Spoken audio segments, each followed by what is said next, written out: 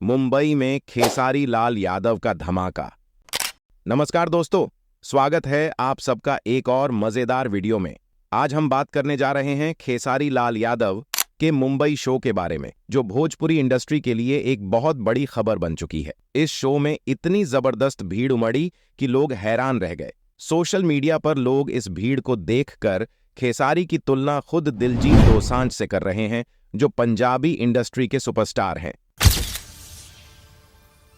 आप देख सकते हैं दोस्तों, किस तरह फैंस खेसारी लाल यादव को देखने के लिए इकट्ठा हुए थे। पूरी मुंबई में मानो भोजपुरी का जलवा छा गया था। यहां तक कि पवन सिंह के फैंस भी इस शो की भीड़ को देखकर हैरान हैं।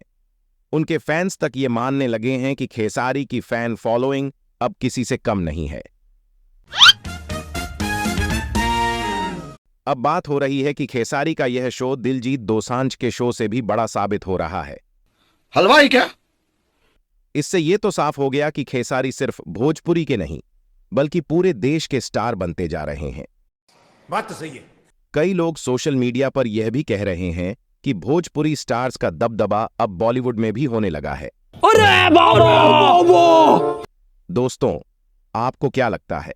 क्या खेसारी का क्रेज अब दिलजीत और अन्य बड़े स्टार्स के लेवल का हो गया है? कमेंट्स में जरूर बताएं कि खेसारी का ये शो और उनका फैन बेस कहां तक जाएगा। आउट्रो।